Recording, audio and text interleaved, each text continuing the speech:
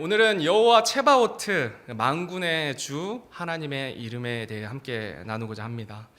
여호와 체바오트라는 하나님의 이름은 하나님의 이름이 여호와와 모든 군대를 뜻하는 체바오트가 결합한 하나님의 이름으로, 그 이름의 의미는 하나님께서 세상의 모든 군대의 주인, 즉 만군의 주인이라는 의미를 가지고 있습니다.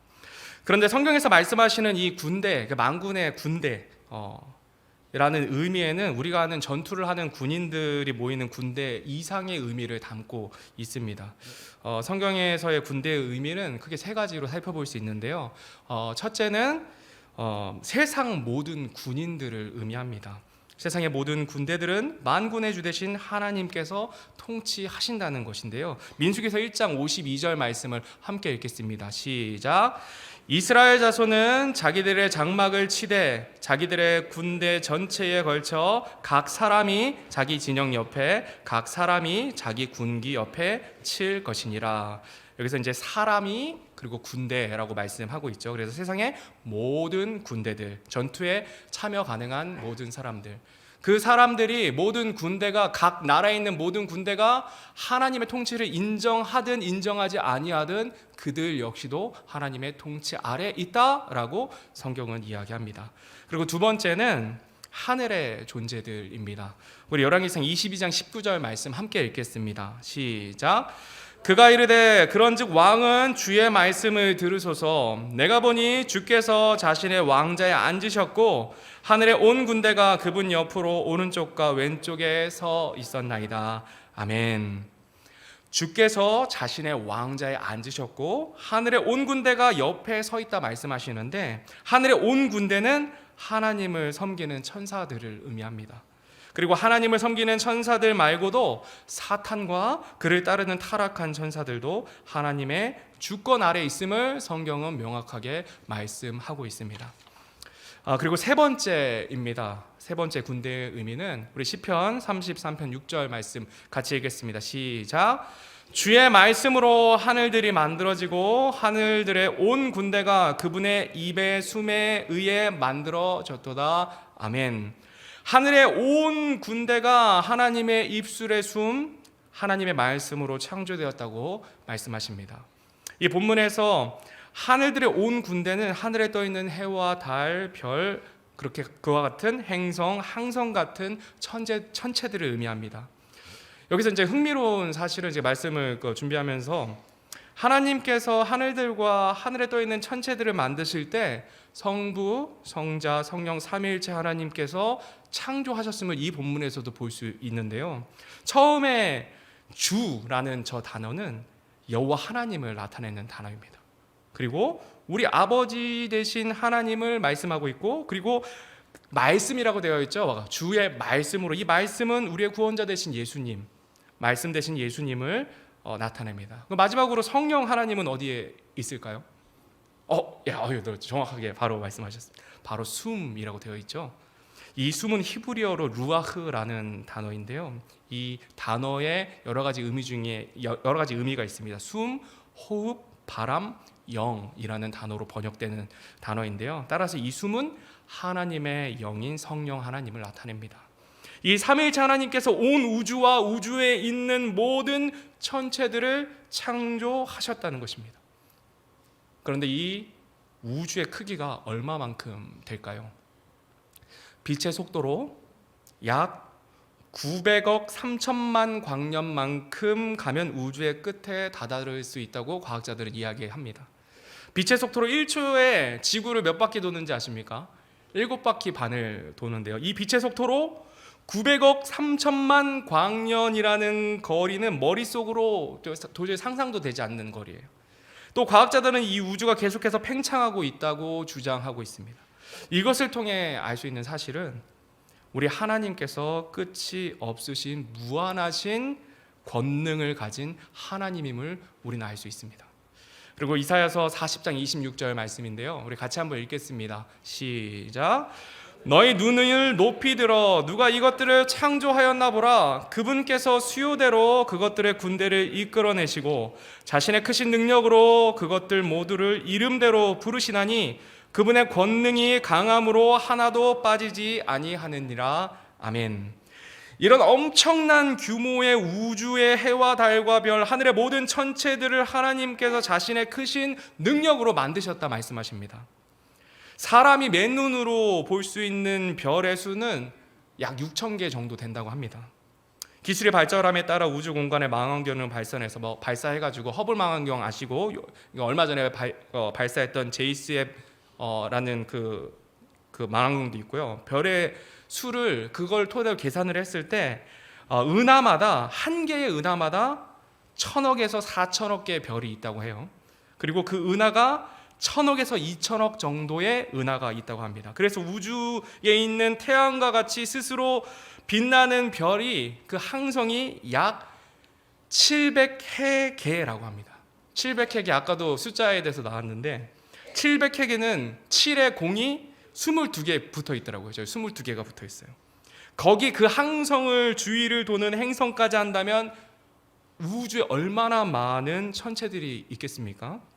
이 모든 우주와 천체들을 만군의 주 되신 하나님께서 창조하셨고 또 다스리신다고 말씀하고 있습니다. 이 만군의 주라는 이 단어가 그냥 보통 단어가 아니라는 거예요. 하나님이 얼마나 크고 위대하신 존재인지 나타내 보여주고 있다는 것입니다. 방금 읽은 말씀 중에 노란 글씨만 다시 한번 읽어보겠습니다. 같이 한번 읽겠습니다. 시작. 자신의 크신 능력으로 그것들 모두를 이름대로 부르시나니 라고 되어 있어요. 하나님께서 이 모든 것을 만드신 하나님께서 그것들 모두를 하나도 빼지 않고 이름대로 부르신다 말씀하세요. 제가 말씀 묵상하는데 되게 놀라웠습니다. 700해계의 이름들을 부르신다는 것입니다. 저 사람 이름 외우는 게 굉장히 취약한 사람 중에 한 명인데요. 700해계의 별들의 이름을 다 지으시고 부르신대요. 이걸 뭘 나타내냐면 무한한 지식을 가지고 계신 하나님임을 나타내고 있습니다. 만군의 주 되신 하나님의 능력과 지식과 지혜가 얼마만큼인지 정말 가늠이 되지 않습니다. 말씀을 준비하면서 이 본문을 이제 준비하면서 힘이 되고 위로가 되었던 것은 모든 별의 이름을 아시는 그 하나님께서 나의 이름을 아시고 또 나의 이름을 부르시는 하나님이 되신다는 그 사실이 저에게 참 위로가 되었습니다. 오늘 살펴보고 있는 만군의 주 되신 하나님은 세상 모든 군대들, 또 사람들, 하늘의 천사들, 세상의 모든 천재들을 창조하시고 운영하시며 모든 것을 주관하시는 만군의 주 되신 하나님이십니다. 만군의 주 되신 하나님께서 어떤 분이신지 어느 정도 이제 가늠이 되시나요? 그 이름의 이 깊이와 무게가 얼마만큼인지 아시겠나요? 무한한 능력과 지식과 지혜의 하나님께서 나의 하나님이 되신다 말씀하시는 거예요. 나의 하나님이십니다. 이런 하나님께서, 이런 하나님이 나의 아버지가 되시는 대신이 이 세상에 우리가 겁낼 게 있겠습니까? 겁낼 게 없습니다. 양 옆에 계신 분들에게 이렇게 고백했으면 좋겠습니다. 만군의 주 되신 하나님께서 내 아버지가 되십니다 라고 양 옆에 계신 분들에게 믿음으로 고백했으면 좋겠어요. 만군의 주 되신 하나님께서 내 아버지가 되십니다. 아멘. 아멘. 이 만군의 주 되신 그 하나님을 믿는 한 사람에 대해서 오늘 말씀을 좀 나눌까 하는데요. 여러분들이 너무나 잘 아는 사람입니다. 바로 소년 시절의 다윗입니다. 사무엘상 17장 45절 말씀 다시 한번 읽겠습니다. 시작.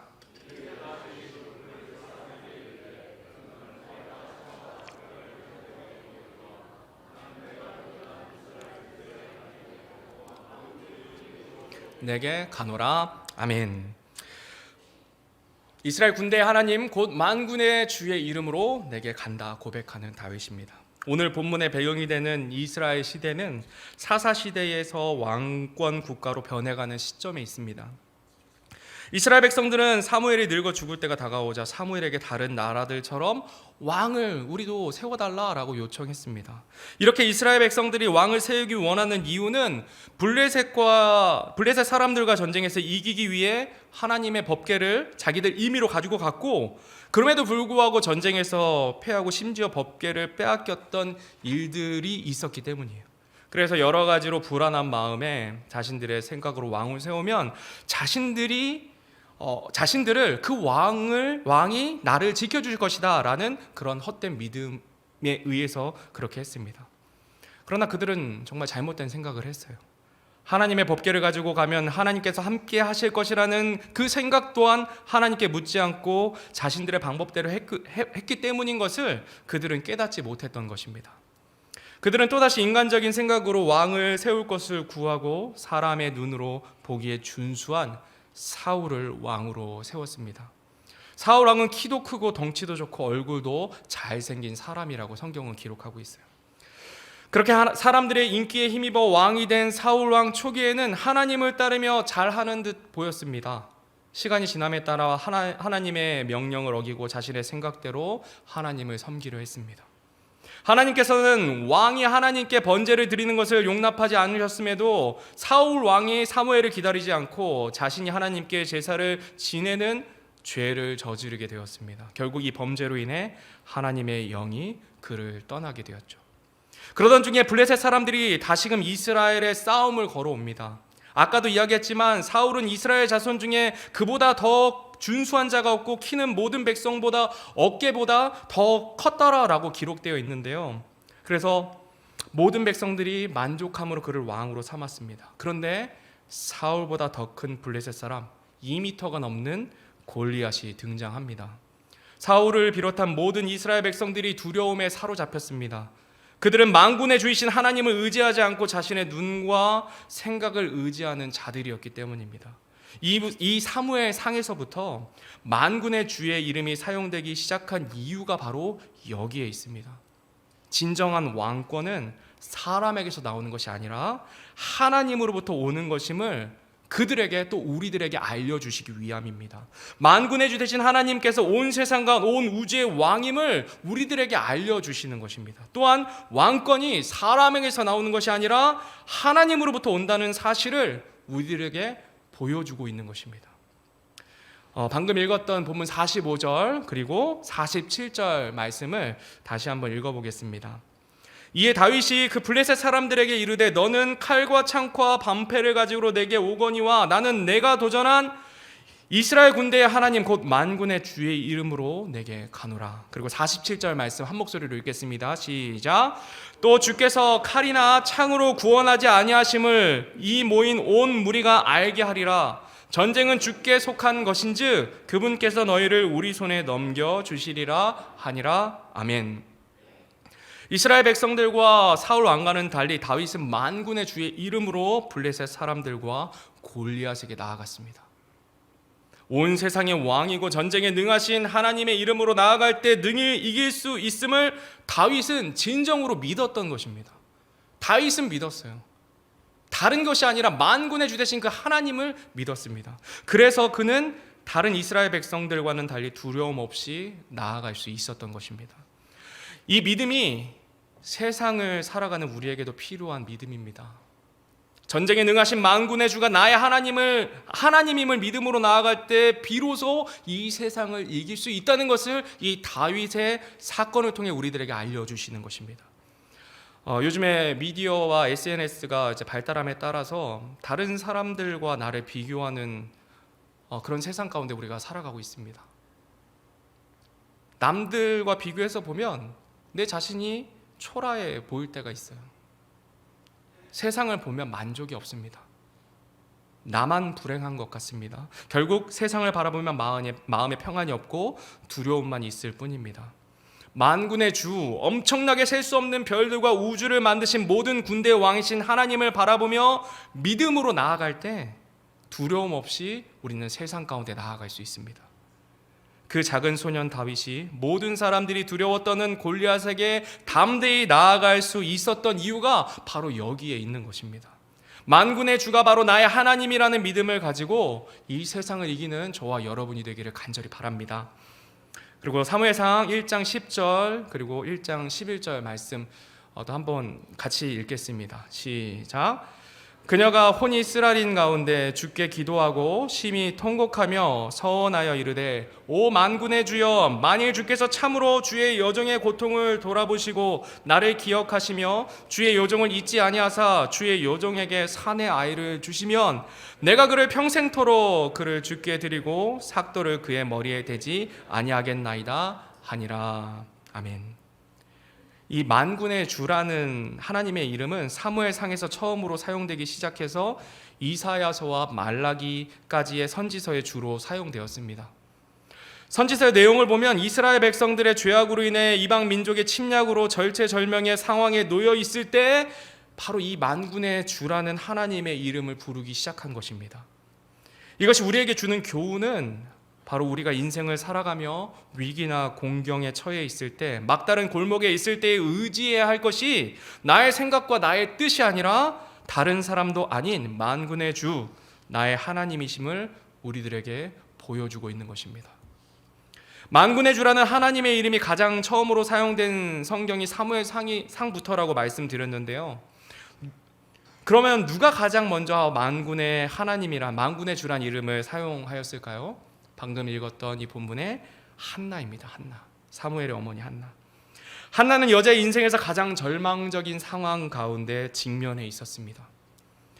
오늘날의 자녀를 얻지 못하는 것이 가장 절망적인 상황이라고 생각되지 않을 수 있지만, 이 당시 이스라엘 시대에서는 여자가 아이를 갖지 못하는 것은 저주받았다고 인식이 되었습니다.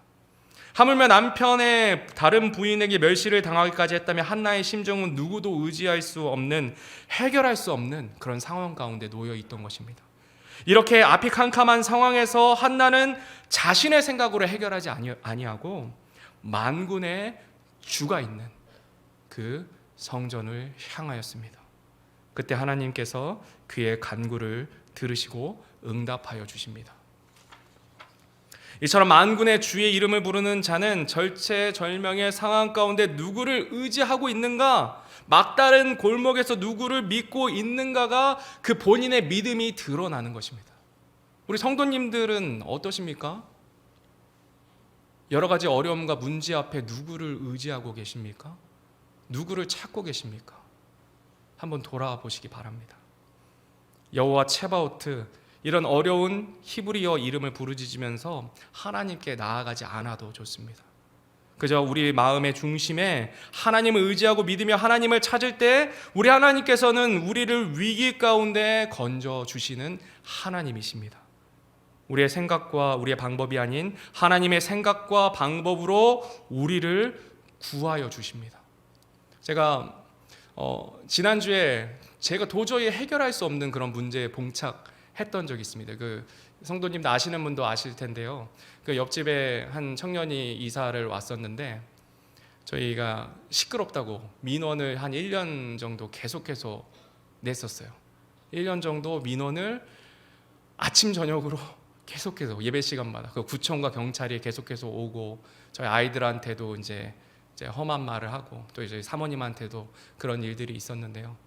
대화도 되지 않고 굉장히 어려운 마음이 있었습니다. 근데 담임 목사님께서 이렇게 기도하셨대요. 그 청년의 마음을 좀 바꿔주십시오. 구청에 가고 경찰에 가도 아무도 해결해 줄 수가 없었습니다. 제 구청도 5번 넘게 갔고 경찰에도 가고 해결할 수가 없대요. 그냥 민사로 넣는 수밖에 없다고 합니다. 근데 그게 참 마음에 내키지 않았어요. 그래서 이제 여러 가지 선생님들과 회의를 하고 장소를 옮기고 이런 계획도 하고 했었지만 결국에는 우리가 할 수 있는 게 없었습니다. 그래서 우리 중고등부 선생님들 김기영 전도사님과 이렇게 같이 회의를 하면서 하나님 앞에 기도했어요. 하나님, 저희는 할 수 없는데 하나님께서 저 청년의 마음을 돌이켜 주옵소서. 이렇게 기도했고 바로 지난주 주일에 그 청년이 다시 한번 시끄럽다고 찾아왔었거든요. 근데 이번에는 대화가 되는 거예요. 그래서 1시간 동안 저랑 앉아서 대화를 했습니다.